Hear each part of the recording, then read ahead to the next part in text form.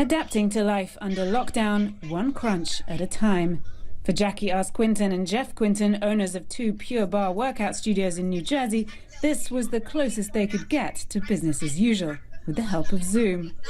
I'm able to see all of the clients and kind of correct their form as if I were in the studio, but also our clients can see each other who they're typically used to taking class with, so it keeps that community vibe. On March 15th, they made the difficult decision to close their studios, one of which had only opened in January, just one day before New Jersey's governor made it mandatory.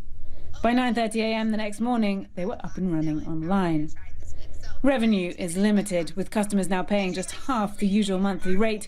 They have applied for a small business loan.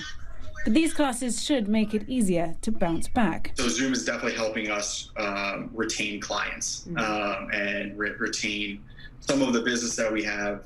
The importance of keeping your brand relevant during this time is something Elana Horwich also discovered through Zoom. What's happening right now is little bubbles are forming around the garland.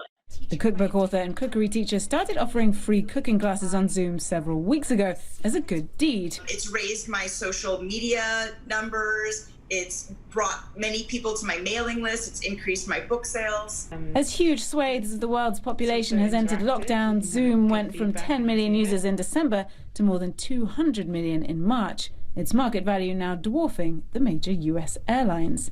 And when so many businesses, schools, religious organisations, even a British government cabinet meeting all rely on the platform, security is critical.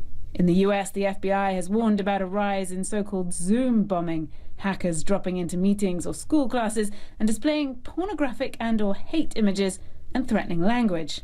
The New York Department of Education even instructed its schools to move away from Zoom in favour of Microsoft Teams. We had some missteps over the past weeks, and our intention is good. Now we learn a lesson, and we double down, triple down on privacy and security. Still, while it took a global pandemic to make Zoom a household name, for some new customers, habits are forming. I can imagine that once we're out of quarantine, I imagine that I would build a profitable online cooking school so that I can teach from my home and reach people all over the world. Can you use a flavored olive oil? No, you may not.